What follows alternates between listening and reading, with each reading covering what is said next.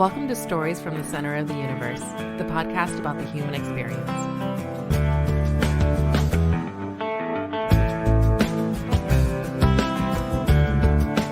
Erika Johnson, welcome to the Center of the Universe. Thank you, Paul. So glad to be here to start chatting with you. Yeah, we're going to have a fun time. We'll go for, I don't know, hour and 10 minutes, maybe hour 15 if we're both feeling good about it. Okay. I guess we should start with how you and I know each other. Do you want to describe that? Yes. So back in the day, are we doing years here? Early 2000s.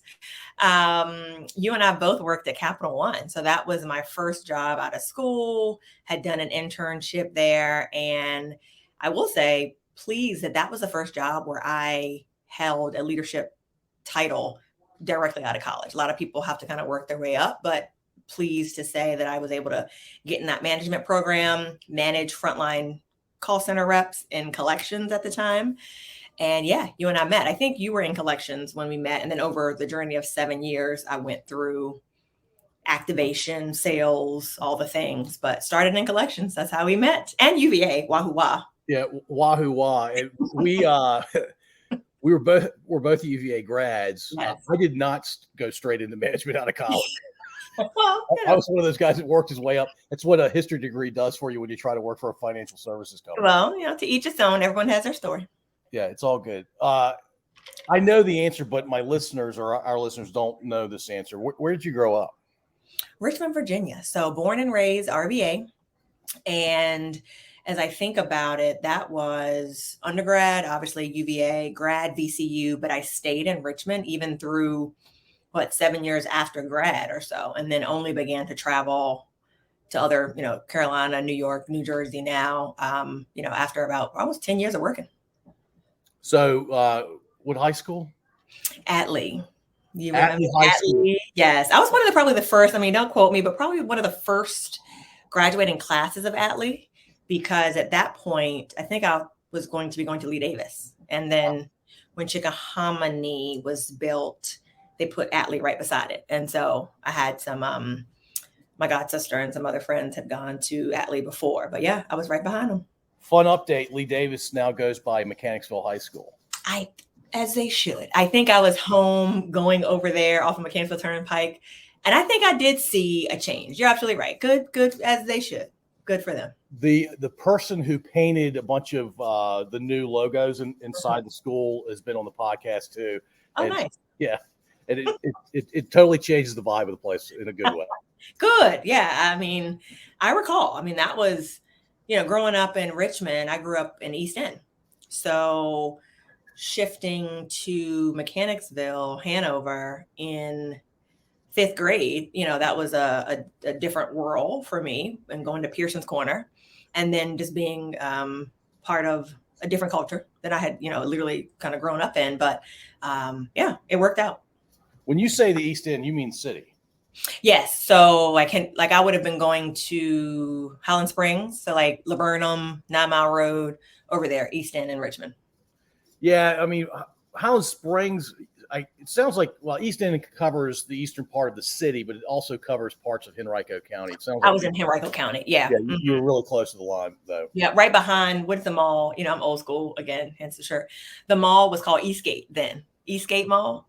Yeah. Oh no, I remember. Yeah, not there anymore. I know. Wait a minute. You're referencing the shirt. You want to tell our listeners what shirt you have on? Sure. Just a little TLC action, T-Boz, Left Eye Chili, it's the vibe I was feeling this morning, and being able to work from home with a flexible work culture. It worked for the day. Work from home all the time now. Well, yes. we'll talk about that in a little while. All right. So do you have memories of growing up in the East End or at least through 4th grade? So I'm only child. Mom and dad, they were just great memories of being home with them. I was the only child who was in the room, but know your place in terms of be seen but not heard, but still enjoy whatever conversations were happening around you. Did a lot of activity in church. So my church was, or is still, in Highland Park. So off of 3rd Avenue. And the memories are just always good.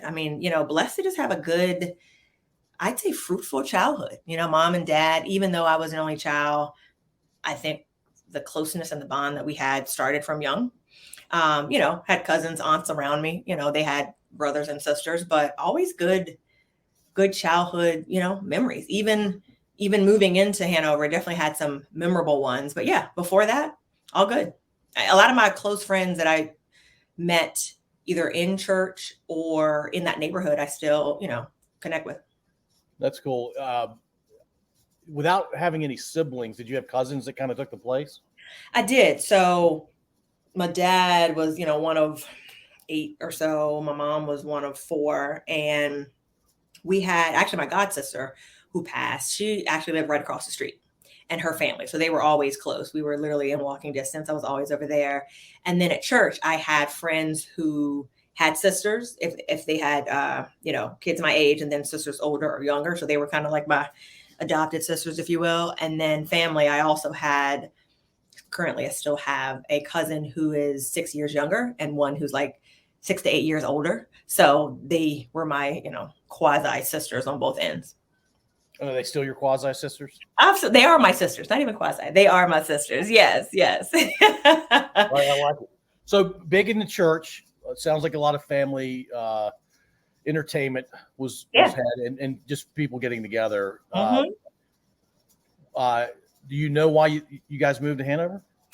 To be very honest, my parents wanted me to have a better education. They felt like what they knew at the time, of where I would be going to school, they were like, there's maybe more that we can offer her. That's what they shared with me. I think also they grew out of their home. Obviously, it was a starter home, kind of rancher. And as they were looking at other locations, I remember, it's funny, I think we ended up, I don't know where we, the journey, but we netted out in Hanover. Currently now, though, they live in Henrico, and it's so funny because where I grew up versus where they are now is it's right on the line, the Henrico Hanover line, right off of that 301. Yeah. So it's not too far, but it's kind of far enough where they kind of looked at the schools, I guess, and said, all right, this gives her what she needs. We get more space from a house perspective, and it worked out well. I mean, I definitely remember that from my age. It was making sure they placed me in a place where they felt like I could get, the most education. And that's always been important, like having at least the right access from an education perspective. So definitely credit them for that. Yeah, reputationally, I think what you're describing was true then. It was true when I was coming through school, and I think a lot of people believe it's true now. Whether it is or it isn't, the fact your parents believe that and were willing to make that move, for their kid, that's pretty cool. Yeah, I mean, and that I know it wasn't always easy, because as you think about, a little Black kid going to Hanover in 5th grade, schools being probably one of the only Blacks in the class versus Henrico, you're part of the majority. It was, I think, always important for us to keep that close communication of like, how's your experience? How was your day? What was said? And I innately knew, because again, I was grounded in church. So I innately knew there were definitely a couple of instances where things were said. And, at that 4th, 5th grade age, you're like, this doesn't feel right, but who I was, versus who I am now, there probably wasn't as much of a dominant, like, talk back, innately in me. But I knew, I was like, no, you shouldn't be saying that. And it wasn't anything overt, but I always got myself on guard, if you will. Did they, were they trying to be mean spirited, make you feel? It wasn't. So for example, I'll give you an example. And again, I had amazing friends in Hanover, dance parties, birthday parties, sleepovers, all the things. Wait, hold on. After you answer the question I asked, you have to describe a dance party to me. Yes. Oh yeah, I sure will. I'm sure will. It's funny. My mom cuts up about that even today. No, so I remember one time in like elementary school, and again, back then, right, Pearson's Corner went to 6th grade, and then when Chickahominy, at some point it was either like 4th, 5th, 6th grade max, because I think I was still in elementary school at 6th grade, and then 7th and 8th I went to Chickahominy, however it worked. Someone said like, no offense, but Black people something, and it's just like, okay, well, no offense, but anything you say after but negates what you just said, and just like that connotation. And it was very like, I heard it a couple of times, or a time or two, and was like, no offense, but you just think about as a kid, I didn't have the voice that I have now. And I think about that as a parent, thinking about how to give your kid, even at that age, enough confidence, to stand up when they should, even if that didn't feel right. Again, they didn't say anything to me, but about people who look like me, but the no offense was intended to couch it, if you will.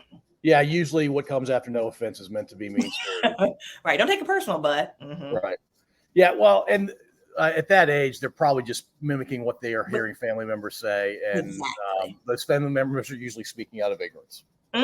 Exactly. So yeah, I mean, as you think about things that stuck out, but out by and large, the dance parties, where I never forget, I had, Johanna Sanders, calling out names, and like different friends who, middle school, you put on a talent show. We had a little crazy colored spandex t-shirt, and I never forget the song we danced to was "Pump Up the Jam." Pump up the jam. It's a good dance song.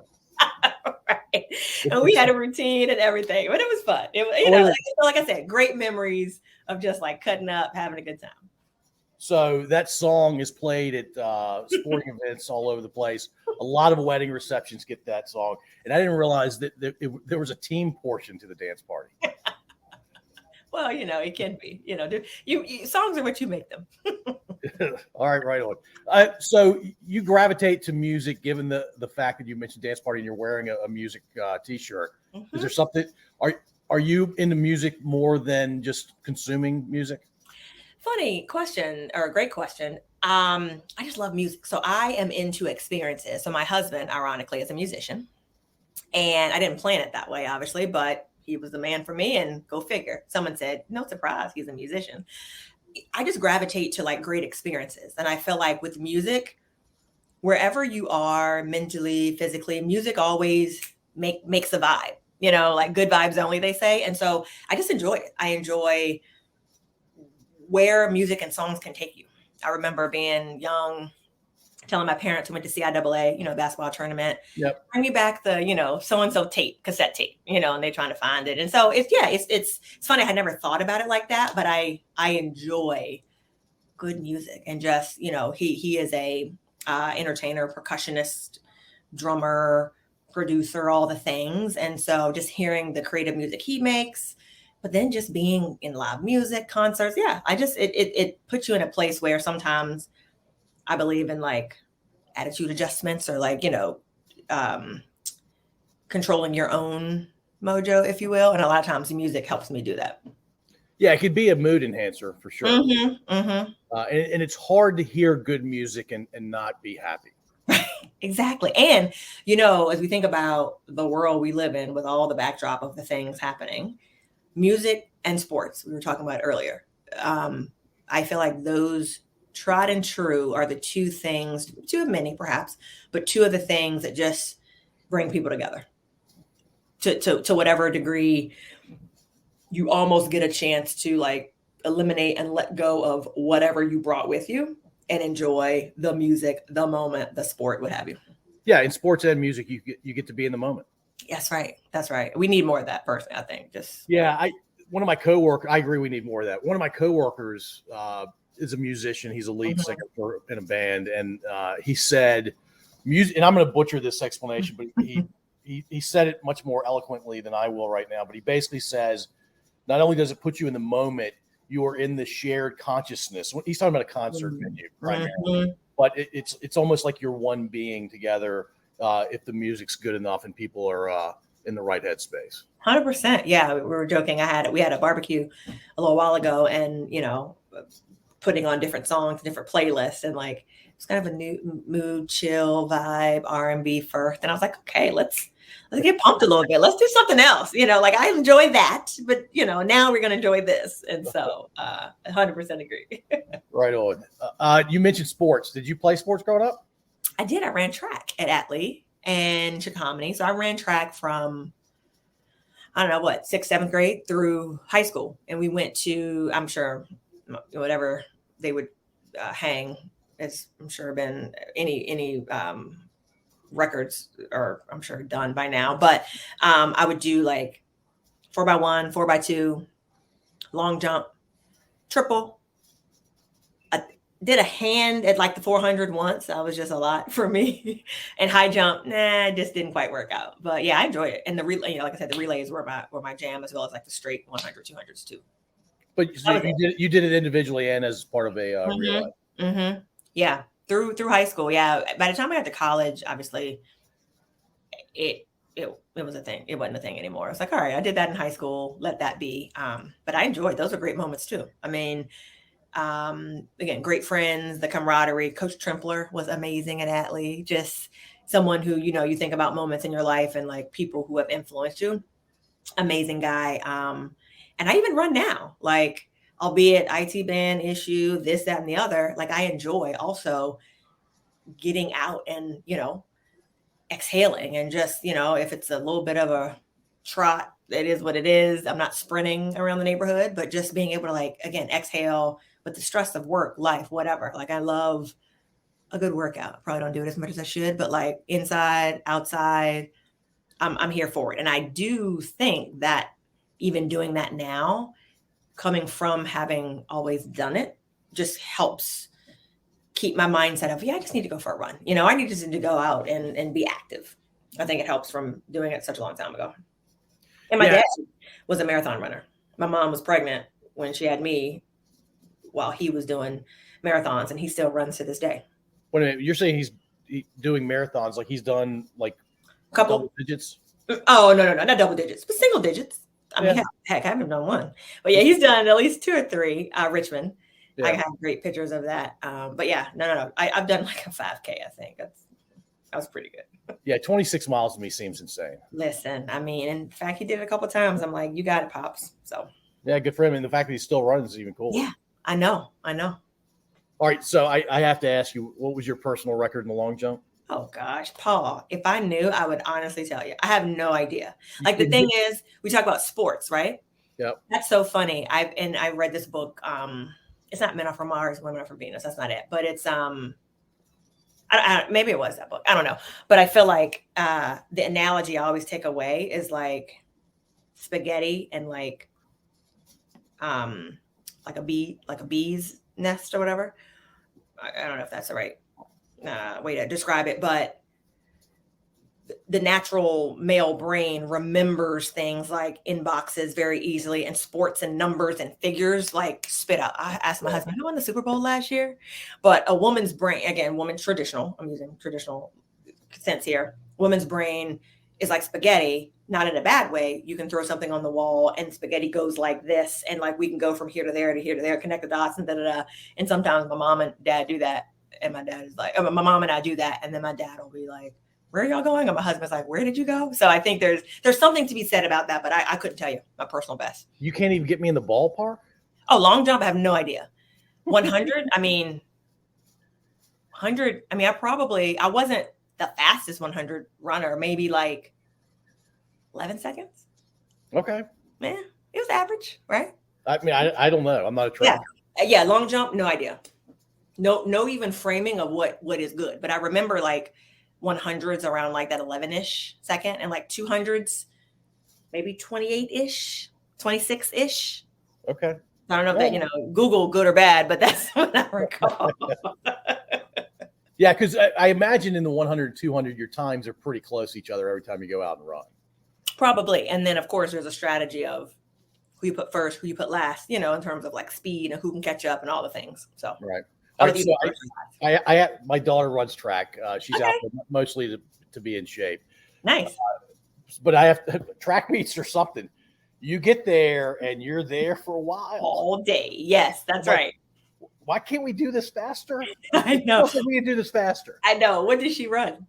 She runs mid distance. Oh yeah, nice. Like 800, 600. That kind of thing. Yeah. So I have to ask, in the 4x100, were you first, second, third, or fourth leg typically? First, typically, or last is a second. So not last is always the fastest. I don't think I was the fastest, but I would think I was first or last. Yeah, I mean, what I've seen in the number of track meets I've watched the last couple of years, the fastest is either fourth or first. Yeah. So that holds true. And sometimes it's the second, And it's really demoralizing when the fast guy is in the second leg and he just smokes everybody else on the leg. Right. Last question on track. Have you ever been part of a baton drop? I'm sure I have. I mean, as funny as you were talking about that, I'm thinking like, oh, catch it. I mean, I'm sure I have. Can I recall one that, and maybe that's like my outlook on life. Like I don't stick with the stuff that like, yeah, live in the moment. That's right. Yeah, exactly. But I'm sure I haven't. All right. So let's go back to this idea that you were a kid from the East End. You end up in central-ish Hanover County. You went from being part of the majority, and obviously we're talking about race, to being a real minority within that school. Yeah. Was it a fairly constant sense that you were around people that maybe were very comfortable with each other, but they weren't comfortable with you, and you weren't comfortable with them? Was that prevalent for you, or did that kind of melt away? It melted away. I mean, like I said, those, and maybe you are reminded by those comments, I would say, like, oh, no offense, but by and large, I mean, I knew it. And I think it's funny. I have a conversations often with people. As a minority, you don't have a choice but to stand out, right? And so I'm sure I always knew that I was one of the only Black women or girls in the class, but I never felt excluded. I never felt not part of the class. Or again, like I said, my friends of circles or circle of friends, one based on the folks that were there, a couple Black friends who were there, but then predominantly white, and never felt like the outsider. That's great. Yeah. I mean, and I think that, I don't know if that is, you credit it to, there's always racism. There's always been racism before us. Hopefully we change the course of history at some point for our kids. But like, is that because of me conforming? I don't believe so. Is it because of my mindset on I'm still at school, I got this, I'm gonna be comfortable with the confidence that I had, and also is it because of the people that I was around, seeing me for who I was? Maybe a little bit of all of that. Were there clearly people, I'm sure, as you got older in middle school and high school who had different views about me? I'm sure. But at that point, you get a little more confident, you're a little bit older, you have your crew, and you don't take any shit. Excuse my French, right? But like, as you get older, it looks different. But back then, I never, like I said, outside of that incident, I never felt, I was always aware, but I wasn't uncomfortable. Yeah, that's a great way to describe it. Yeah, I mean, and awareness is key, I think, and there's so much now about DE&I and B and, inclusivity and, all the things. But I do think there is something to be said about, being, and I've always felt very comfortable with who I am. And I credit a lot of that to my parents. That stuff doesn't happen in school. That stuff for me happens at home, building me up as a young Black girl to be and think I could do anything. And yes, having a church support system and family, but then, the majority of time, I'm a minority, trying to make it like everybody else. So. All right, so let's move to you're now a junior, senior in high school. You knew you were going to college, I imagine, in the early age. Yes. I imagine your grades were pretty good throughout K-12. Yes, they were quite good, as a matter of fact. Well, hold on, let's talk about that. What does quite good mean? I graduated from Atlee with a 4.3 GPA. Okay. Right on. And at that time, I would never forget. I mean, I just kind of let it go. My mom was pissed about it. I was tied for like 10th. I'm like, damn, 4.3, tied for 10th. But the way, when you think about a tie, there were 2 ties above 10. So maybe I was 12th, right. If you stack people in a row. And so I think there was something about top 10 versus 2 ties. And they still wanted 10 people in the top 10, even though there were 2 ties. But, again, for me, I'm like, well, I know what I got. And I know I got the scholarship. So I'm good. Yeah. So did you apply to a bunch of places, or you knew where I you applied wanted to to 4 schools. I wanted to, I don't know, this is perception about me. I was like, I want to go to Georgetown. I want to be a Hoya. They're like, okay, you got Georgetown application money. I was like, what is it? I don't even remember what it was, but I was like, oh, come on. So I never applied there, but I applied to William and Mary. I had gone to like a summer program, middle school. I think it was called RATME. Like, what did RATME stand for? Something about sciences, math, engineering. So what is now STEM? Exactly. So that was cool. So I felt acclimated enough to the campus. I went there for a couple of years in the summer. And then, so Women Marry, JMU was cool school right around, not too far. Hampton, my dad went to Hampton. So applied there. And then UVA. Those are my 4. And UVA actually gave me a full ride. Nice. Yeah, it was academic based. And it was based on academics and being at a college. There was different criteria, but the criteria that I met was obviously academics, and then being a minority, in the organization based on some other eligibility. So yeah, tuition and fees were paid. Parents paid for room and board and meals. Yeah, nice. That's a great deal for all of you. Your parents. It was. So yeah, but I always knew that was that. And my mom wanted me to go to JMU just because I think she felt like the campus was smaller. Like, oh, this is nice and quaint. I went to UVA and fell in love. I was like, done. This is it. Yeah, UVA. I was reminded recently. I walked through the grounds. Mm-hmm. By the way, we sound so snooty when grounds. We say the grounds. That's okay. I love it. I love it. I was gonna see what you're gonna say. It is what it is. It is what it is. Yeah, it's funny. I'm not a typical UVA guy, and I kind of bristle when people say the grounds or that kind of thing. But I'm like, whatever. That's what it is. 4th year, 3rd year. Mm-hmm. Yes. Oh, you must be special. You were a 4th year at one point in your life. Exactly. I'm a 4th year. Mm-hmm. Yeah. The idea. I mean, I imagine when you went there, UVA was. I mean, it wasn't super expensive. It wasn't like Ivy League expensive. No. You were in state. It's a public school. Yeah. When I went there, I think I remember the tuition being like $3,100 or $3,200 per year. Wow. Yeah. It had to be double-digit thousands by the time you got there. 100%. I was thinking, like, in my mind, something like 12 sticks out. Yeah. So that feels about right. But yeah, I mean, I can only imagine as I think about, college in the next 18 years. Crazy what it could be if it's not free. We'll talk about your son towards the end, but yeah, he's going to be expensive if he's going to college. I know. Woo! I know. All right, so I imagine you got into all 4. Yes, I did. And so you had to choose, and was UVA always? It was the front runner ever since you went. It was a front runner physically, on grounds, feeling it out, seeing it. And the scholarship was a done deal. I was like, yeah, great school, and free ride. To some degree. I know I got loaned some of the other ones. I'm like, yeah, well, I really love UVA. So it was like a win-win. And I remember what was so interesting. So you think about like what makes people feel belonged and belong to something.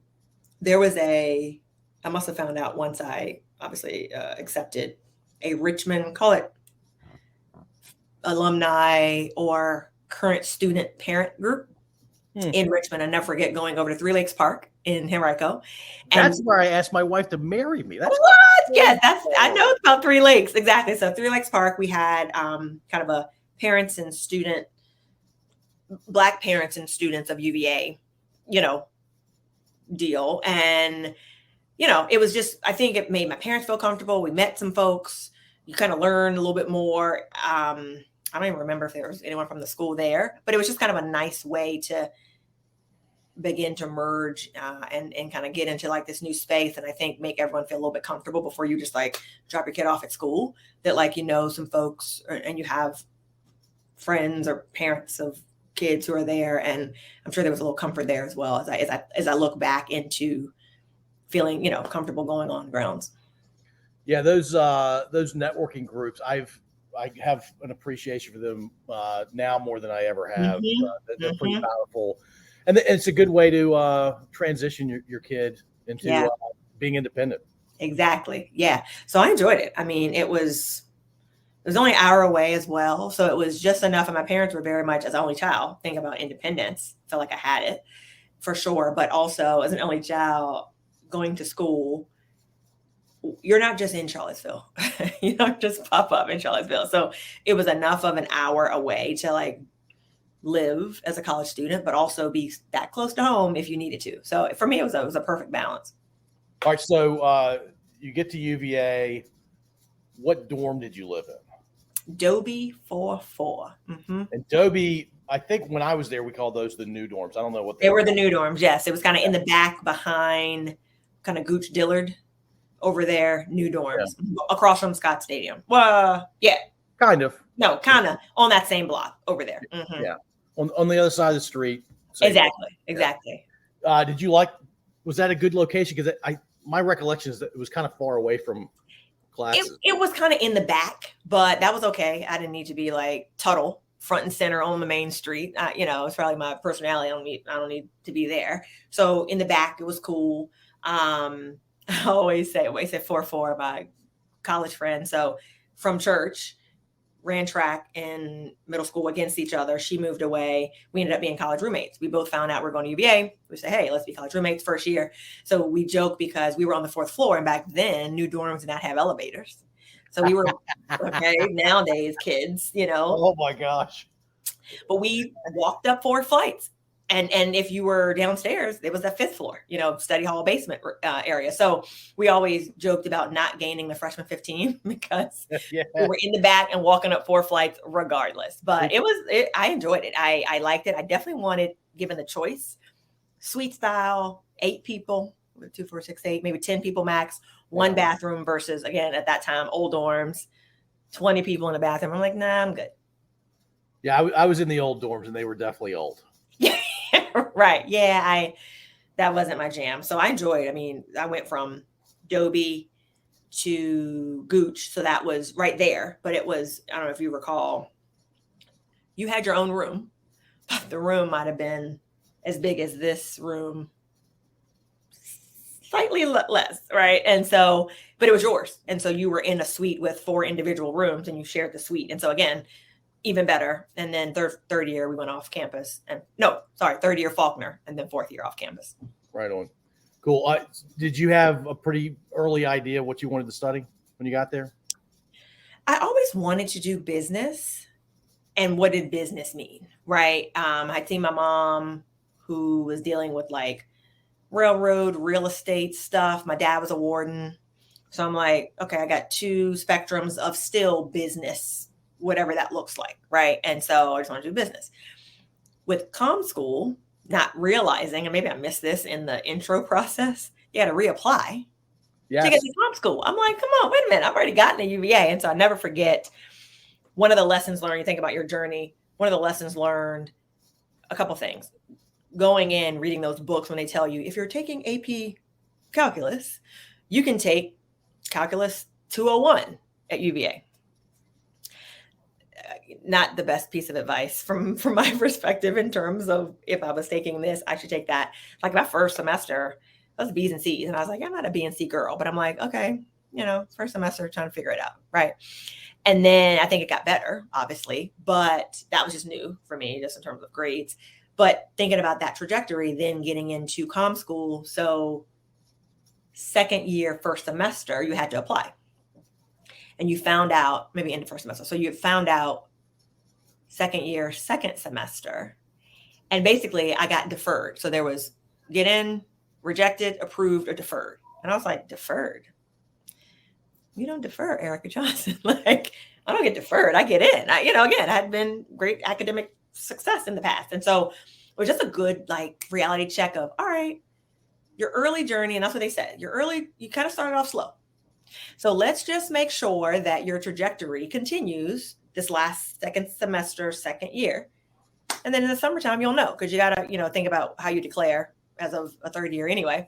And so I got in, right? But again, another kind of moment of like, okay, let me just make sure this is why I'm here. Like, I love the campus life experience, all the things, but if I don't do this, I'm going to major in econ. No, thank you. Like, that was just not my jam.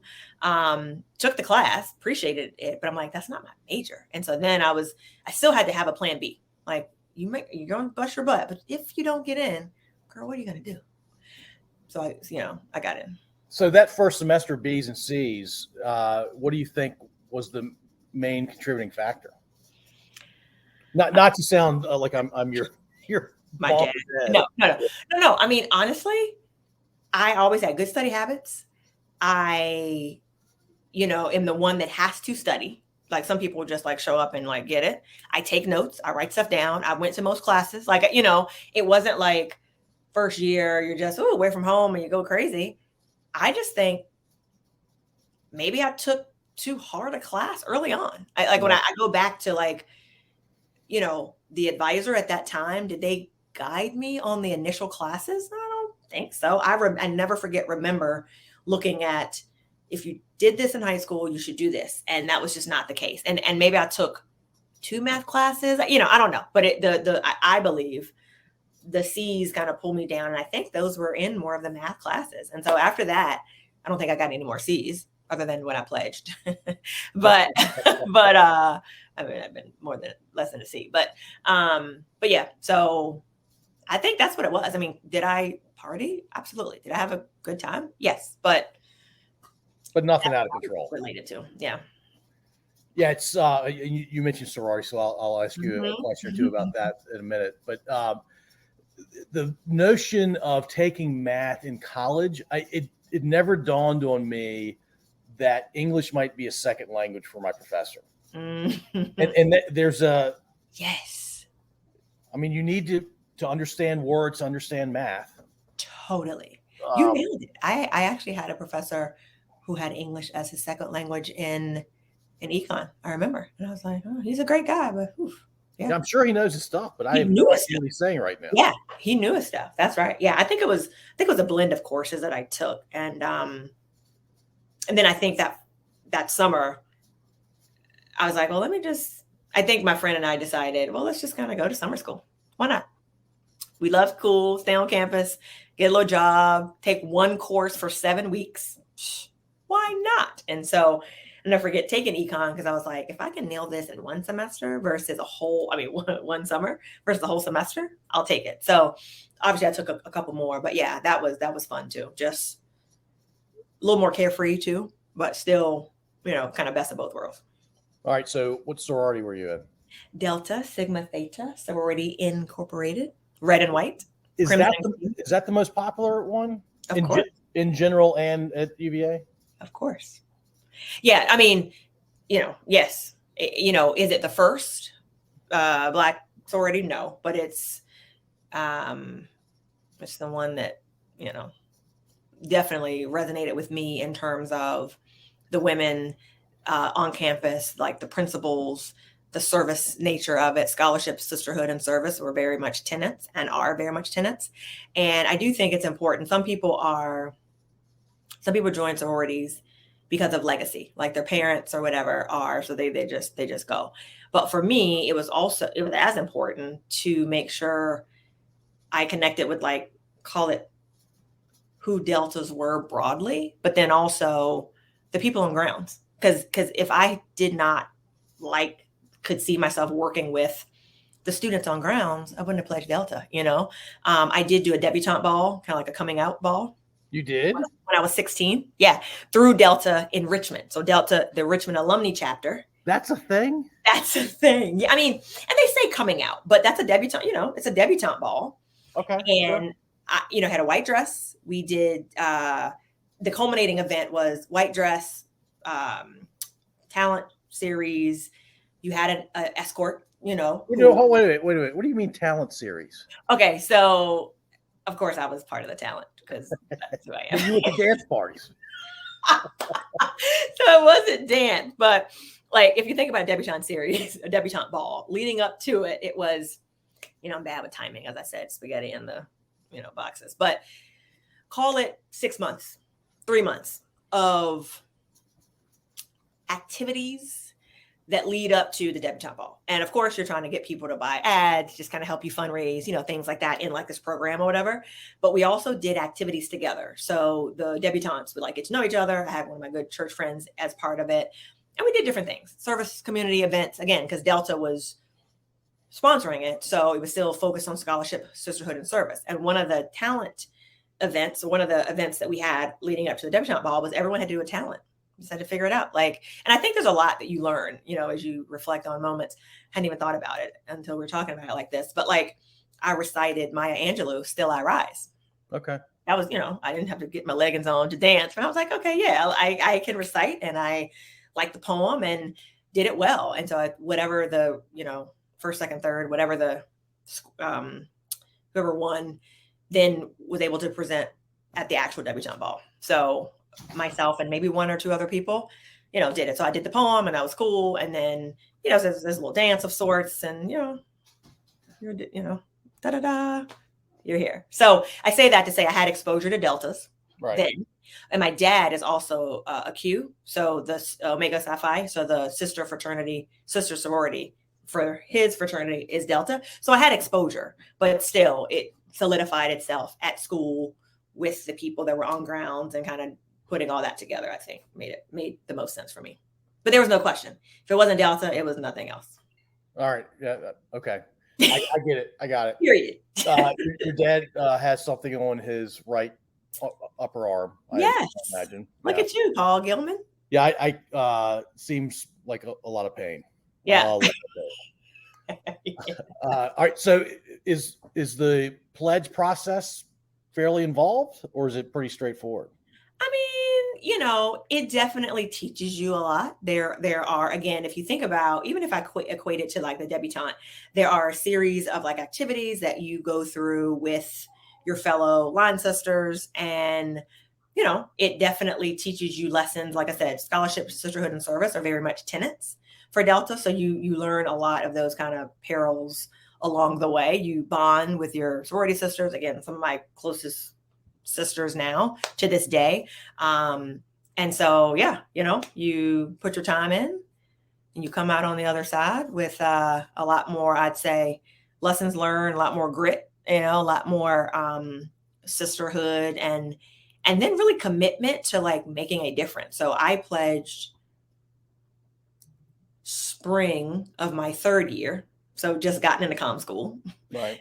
And that second semester, third year, I pledged. And so then had the full fourth year as a Delta there, whereas I was sixth on my line. So there were 5 others in front of me. I was the tail, as we say it. And 3 of us were third years and 3 of us were second years. So I still was able to have a full year with all of them and the other sisters that were older. And then the thing with UVA, and I don't think all sororities do this, but I definitely know Kappa Rho, my sorority does. Like we just go back. So I don't get tired of UVA because we have, other pledges coming in or sisters, and you go back to games or you go on grounds. And so it was always I was always at UVA even after I graduated, with Delta activities and things like that. I'm actually going back to the 50th this September, 50 years. 50 for Delta at UVA? Correct. 1973. Yeah. Yeah, because that's when they first started letting women attend. Yeah. Mm-hmm, mm-hmm. Yeah. So that's a nice, it'll be a nice moment. I'm excited about it, actually. You should be. Mm-hmm. Was it possible to be a first year and to get into Delta? You had to be second year. Yeah. Yeah. Second year for sure. And that's because they wanted young women to be a little more mature? I think so. I mean, you probably have some academic grades too. You just want to be able to, I don't know the exact criteria or the reason, but it kind of makes sense. First year, get in there and just know who you are personally. I think sometimes people don't know who they are and they join a sorority. Sometimes if done right, you should know who you are and then join a sorority to enhance, add, et cetera, but don't find yourself, in my opinion. And maybe one idea is that in the first year, you're just trying to figure it out. Yeah, no, I think there's something to that. At least closer to knowing who you are by yourself. Right. Closer. Fair enough. You're definitely pretty far away when you're coming in as a first year. That's right.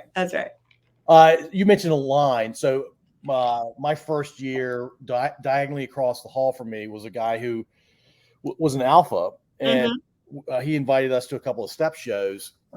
Did you guys do step shows? Yes. I'm like, I don't have any pictures in here for me stepping, but love to step.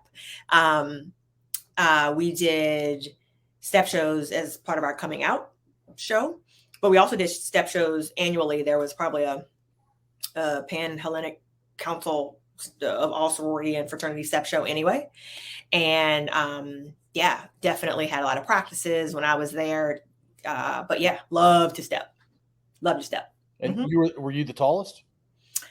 Well, on my line, because I was 6. Yep, Right, I was the tallest. But I had, at that time, we had sisters who were my same year, but they had pledged when they were second years, so they were probably a little bit taller, obviously, but still there. So yeah, together we had routines and had, it was a thing. It was a show, we had costumes and like, it was a theme and it was great. Like we enjoyed, I think back to some of those, how fit you had to be and like, just like doing all the things, but we did it. I love step shows. And even to this day. So we also, COVID pulled me away from the last couple of years, but we have Black Alumni Weekend at UVA every other year normally. And traditionally, amphitheater, always a step show. And so some of the greatest memories also are seeing some of your younger, neos like represent, for Delta and all the others, of course, but that's always nice. Yeah, the 2 step shows I went to, I was highly entertained. I'm sure. People get into it. I love it. I love the energies. Again, music, energy. The energy is unbelievable. You can't match it. Yeah. All right. So you get into comm school, and I went to UVA, but I don't remember this. I was in the college, which just meant I didn't really have a clue what I wanted to do. Oh no. I'm still like that. What do you major in the comm school? Do you have like 5 or 6 options? Yes. So your degree is in commerce broadly because you take an array of commerce business classes. So I think the idea is that you are well-rounded in, your BS in commerce, but your concentration is where you get to specialize. And so I concentrated in management, and there were other concentrations like information systems, finance, marketing, some other things, but I just gravitated toward management. And I remember, again, knowing who you are and being comfortable enough to be true to yourself. I believe there was then a pull to major in management and something else. Like, oh, I'm going to do finance and management or da-da-da. And I was like, yeah, but I love management. And so I remember thinking like, should I do like a couple other folks are doing? Most other people are management plus. I'm like, no, but I love management. So I just did management. And so it was phenomenal. Because it just made sense. Like I just got it. And dealing with people, for me, it wasn't as much about the power to be a leader per se. I even think about my management style now, but it was more about like the EQ, the human nature of like how leaders, companies operate. And you can't do it without solid, I'd say, leadership now, but management courses had that blend of, how you actually get stuff done in an organization, knowing that, you got the right people, you got the smart people.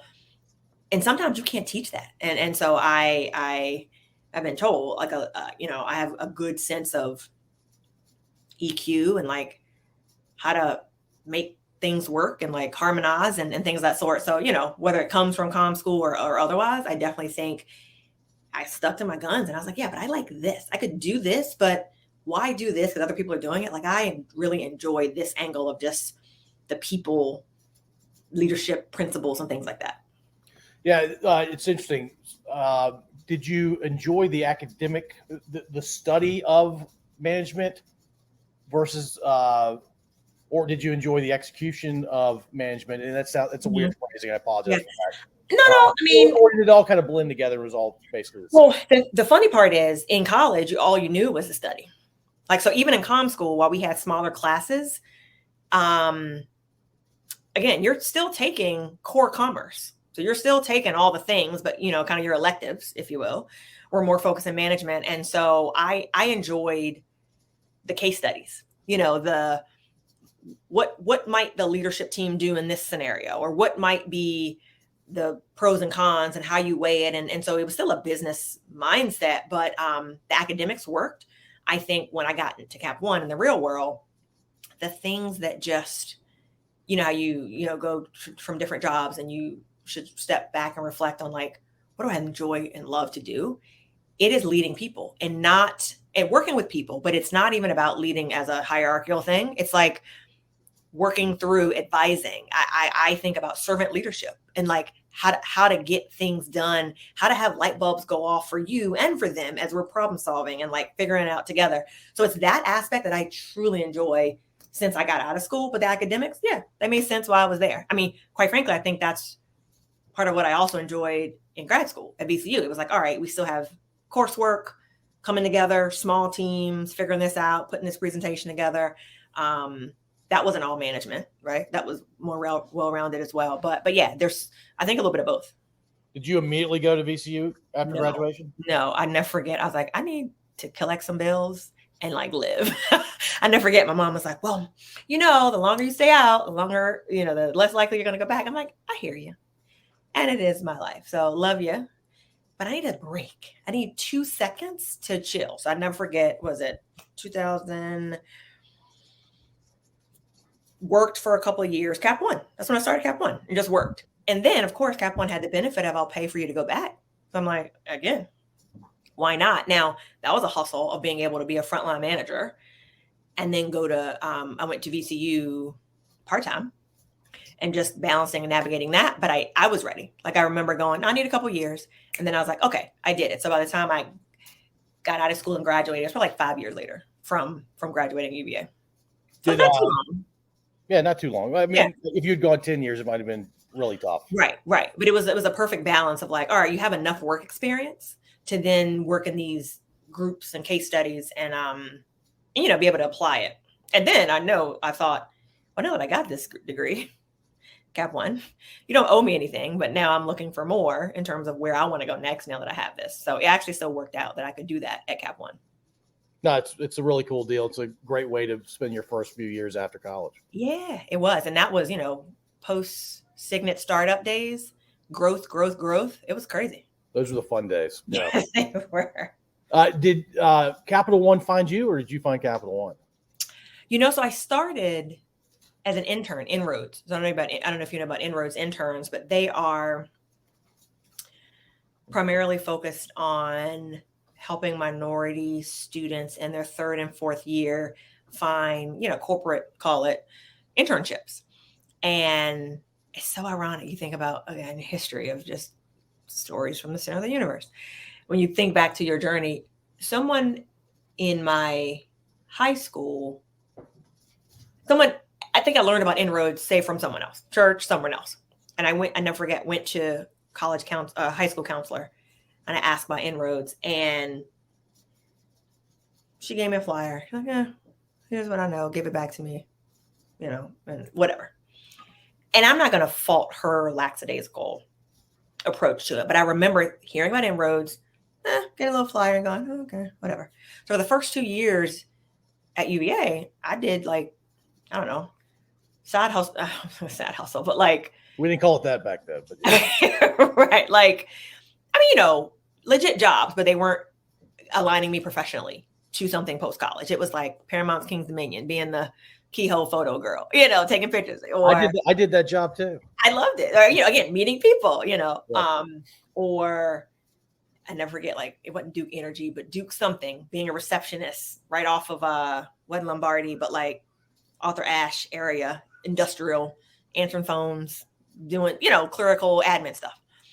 So then in college, someone said something else about Inroads. And I said, let me figure it out again. I've heard about this thing, got involved. And that's how I got into Capital One. So third and fourth year, I was working for, remember Beth Tinsley? Oh, yeah.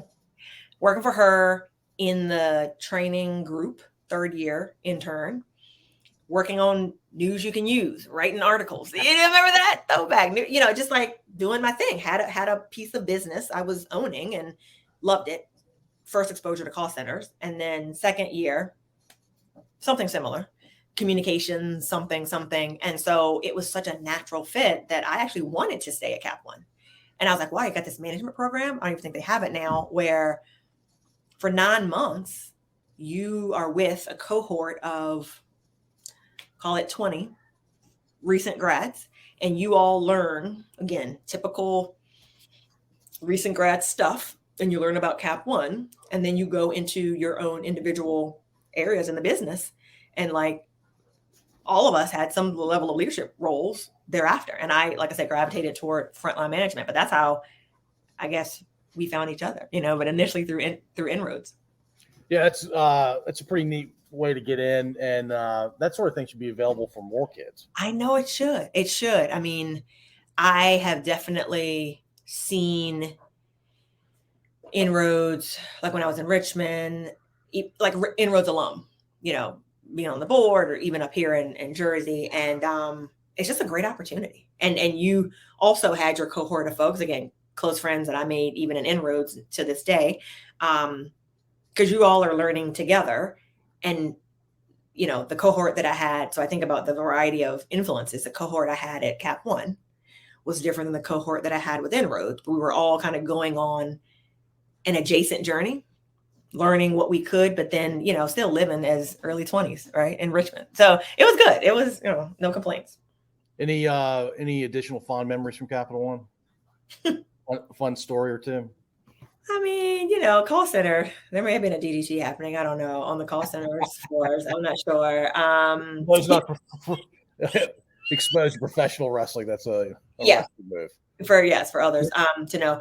I mean, it was just a good time. Like Cap One, just you think about the energy, I had great leaders, the team camaraderie. I never forget going to, at that point I was working with Mike McCutcheon and Otis Jones and Tina Inslee and Bucket 4. So that was Bucket 4 Collections, and having, trips to Dallas, Fort Worth, trying to kind of beat the Dallas office's collection dollars, and good competition there. We hung out in Deep Ellum, but then, and I can't remember what we would call them at Cap One, but you remember like wasn't the festivals, but like, again, when the money was flowing, we had all these kind of like carnival thing. I don't remember the name of it, but it was like, fun events where, you had talent shows, and, it was truly like call center 101, but in a time where I think about some of the best memories I've had in the work environment, and great people to work with, work hard and get stuff done. And that started at Capital One. Yeah. So I can't give you stories all the time for days. I could probably do that. But yeah, that's the theme. I'm like, yeah, some of the best people that I've met and worked with, came from there.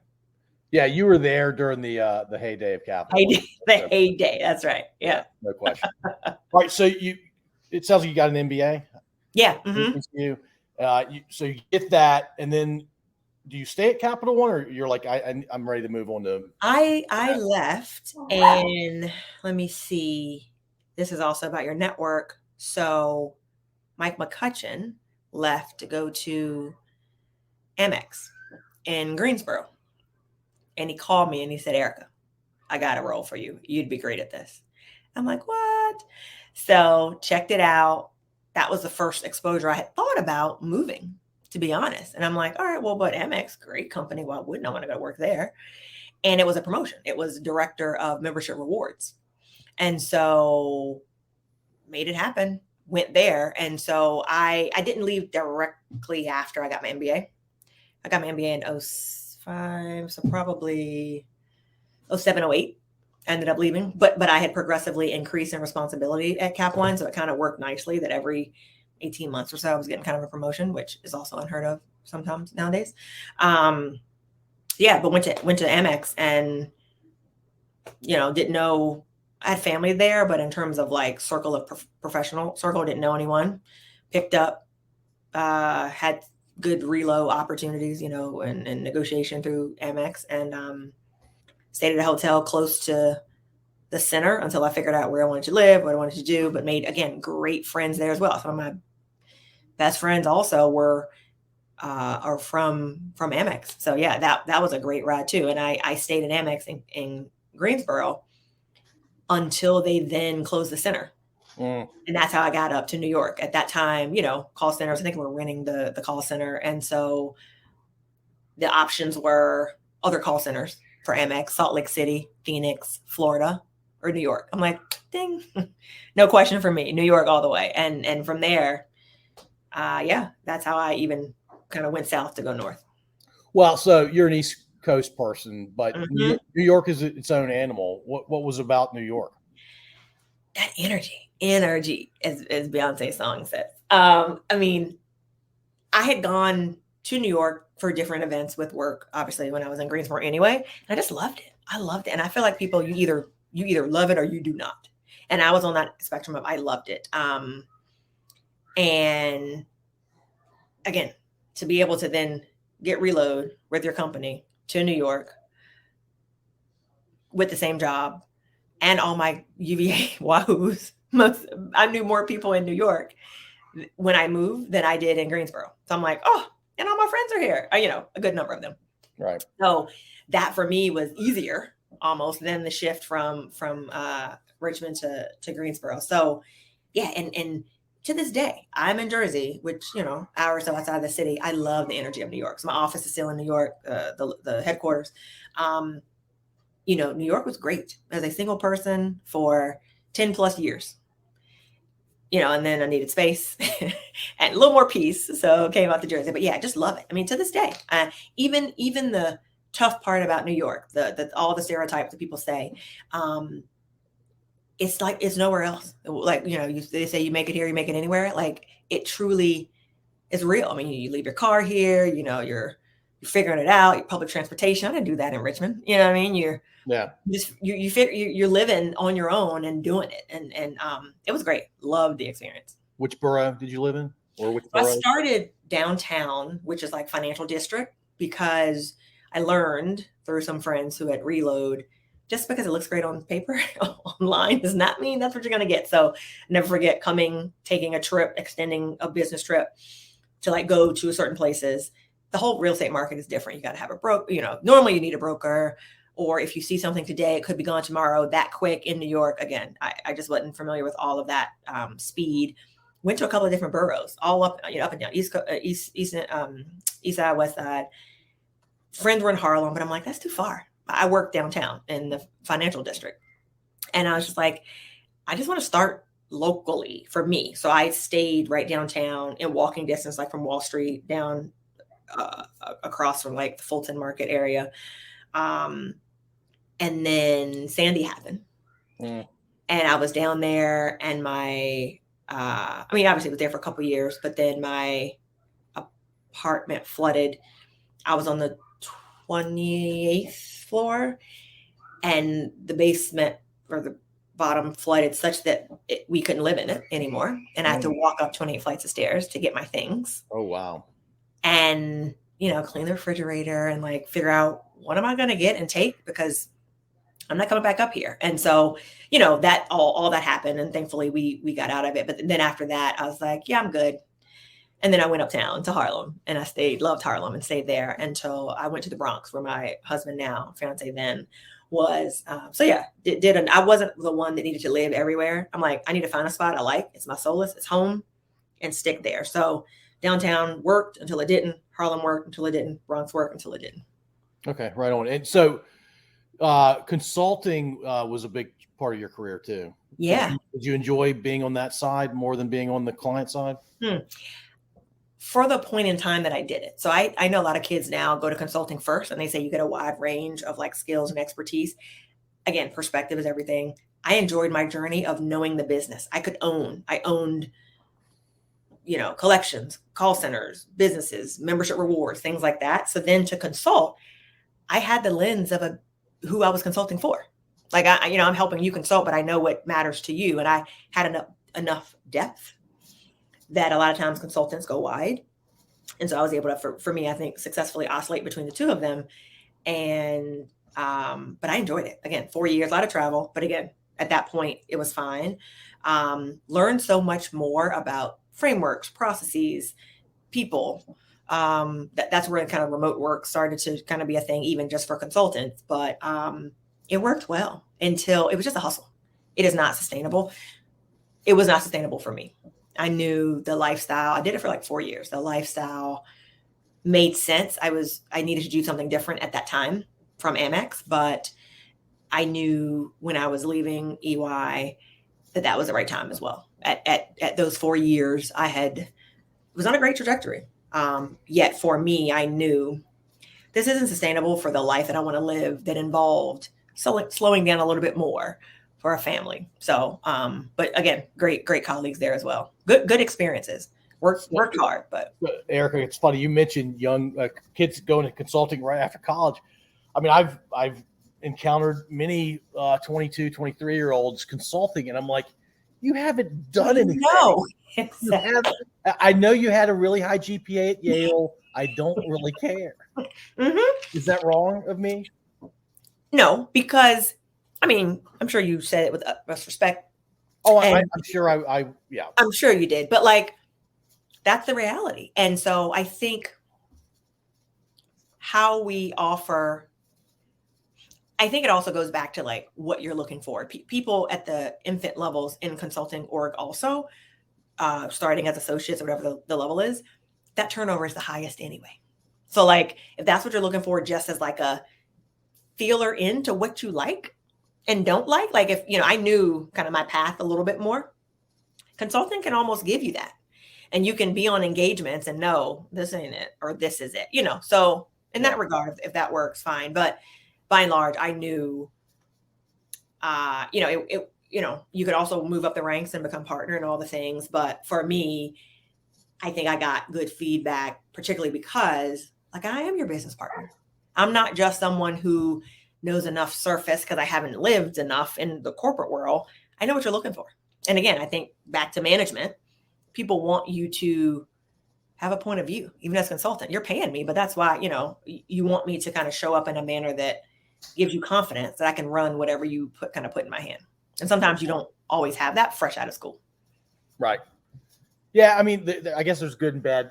Yeah. A kid fresh out of school is going to definitely going to hustle because they have to. Exactly. They're hungry. And so that's why a lot of people are consultants. You're working 12, 15-hour days minimum, maybe, just because. Like, all right, well, again, that's why I knew I was an older consultant. I was like, this hustle, because I still was expected to do the same thing.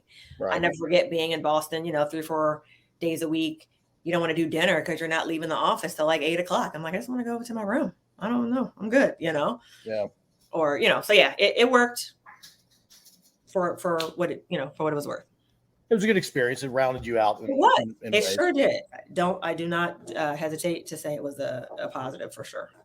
All right. I asked this question to most of my guests. It takes a wacky turn here at this point in the episode. Okay. This is actually Kevin flipping question. I think he made it up, but it was useful for him in his various jobs.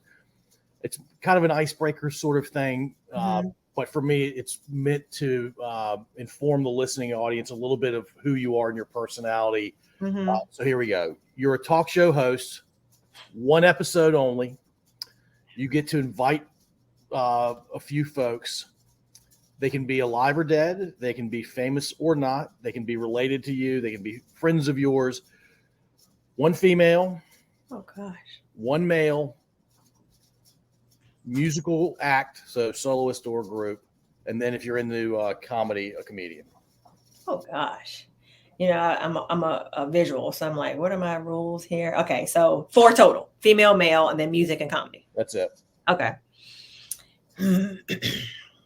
Female, no music.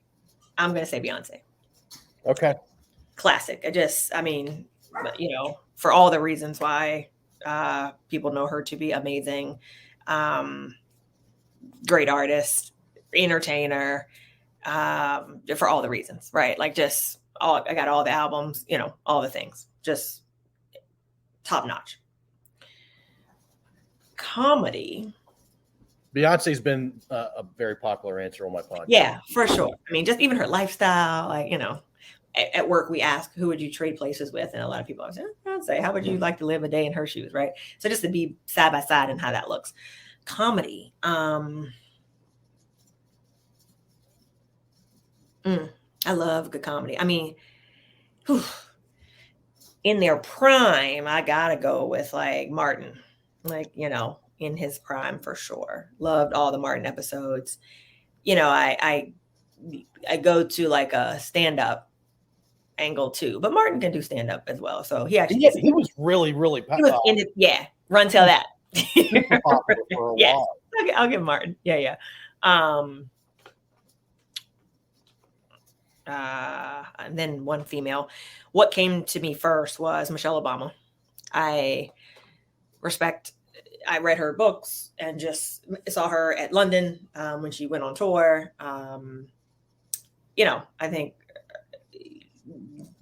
seeming to be so authentic and yet so real and like poised and powerful and yet down to earth. Great mom, role model, all the things. And then male, I'd probably say my grandpa on my dad's side. I never had the chance to meet him. And my grandma passed before I was born. So just learning more about the history, of my dad's side through him would be amazing. And I'm sure you've heard stories about your grandfather. Oh, of course. Got pictures, stories, all the things. But yeah, when I think about that, yeah, I would definitely say that. I think that's a powerful lineup. It's a really powerful lineup. Yeah, and we're all together. We cutting up. I think we could all vibe as well, but together on the talk show, but individually for sure. All right, there it is. All right, tell me what you're doing these days. Tell me a bit about Chief. Yeah, so I lead member experience for Chief. So Chief is a private network for C-suite executive women, VP C-suite level, focused on really the mission of changing the face of leadership. We believe that we have an opportunity to connect powerful women to increase like representation at the table, and then also help leaders learn and grow together. A lot of times, a lot of the stories I've been sharing focuses on access and like how you have the right level of access, the right people in the room, the right community to share ideas, problem solve, figure things out. And so we pride ourselves on trying to offer that to our membership base now of 20,000 across the US and the UK. So yeah, I've been there right in the pandemic. So going on 3 years this month. Okay, right on. Yeah. And you lead member experience. Yes. So that includes, if you think about, sports fan, I'm quarterbacking a member's experience. So if she has any question or a member has any question about anything in the membership, we're there from day one to orient her, bring her through the journey, like orient her and onboard her to the services that we offer. I also lead community, which is very much focused on activating in her local markets. So people are back outside. So when I joined Chief, we were shifting all the way to virtual. The model started in 2019 in New York only, in a clubhouse in Tribeca, 500 women. 5 years later, unicorn status, startup at 20,000 members. That's wild. Right? Yeah, super wild. So I've been on that journey since the pandemic, right? And so to be able to see us kind of triple our revenue and our numbers has just been amazing. First startup, great leadership team. And so super blessed to kind of be at the table for that. And so community, as I come full circle, we're all now back outside, as we like to say it. And so people know virtual is great, but we also want to be able to connect. And there's something to be said about like that in-person connection that you find. And so a lot of the team is very much focused on how do we create events in local markets, big cities for our members to do more of that networking.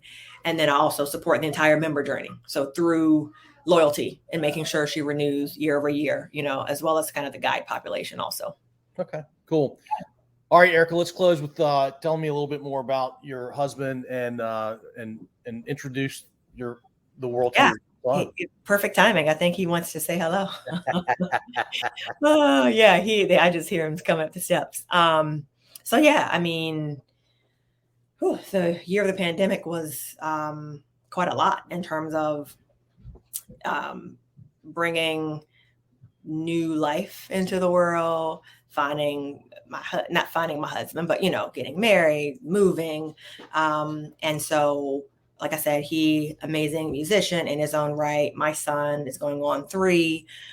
It's just been so incredible to have all of that change happen at once, to be very honest. And then still think about, I didn't add the new job, all the things that you're still dealing with as you're becoming a mother and a wife, and all the, kind of the growth that you continue to be on every day as well. So it's been great, but they're a blessing. And I'm the only woman in the house, but I wouldn't trade it. Yeah. You're outnumbered, but not severely outnumbered. That's right. Yeah, it's funny. When my son went to college, he's going to be a senior soon. I had 2 daughters in the house, a wife in the house, and 2 female dogs. It was amazing. Wow. Yeah. I was the only male in the house. You got it. Yeah. Erika, thank you so much for doing this. I said hour 10, hour 15. We're right at it. Yeah. I appreciate it. It's great to reconnect with you. It is so good. Yeah, I appreciate it. And keep doing what you're doing, Paul. I think you're, how long are you now? A couple years in. We started January of 20. So yeah. 20. Okay. Yeah. Pandemic. You're going to be episode 221. 221. Okay. I'll take it. Nice. You'll remember that. That's what I sure will. Well, cool, Erika. And great learning some new things about you too. Yeah, no, sounds good. It was great, Paul. I'll send some other folks your way. Awesome. I love it. Maybe I'll have you on mine as well. Are you thinking about doing one? Yes, I'll let you know when it comes out. But yeah, already starting. It's more of a leadership focused on stories that are very anchored in leaders' journeys, the highs and the lows and the things sometimes leaders don't talk about. So yeah, I'll keep you posted. I know you got a story to tell. That'll do well. That's awesome. Thank you for listening. If you enjoyed this episode, please subscribe to wherever you listen to podcasts. We'd also really appreciate if you'd rate and review us. You can find us at scodupodcast.com.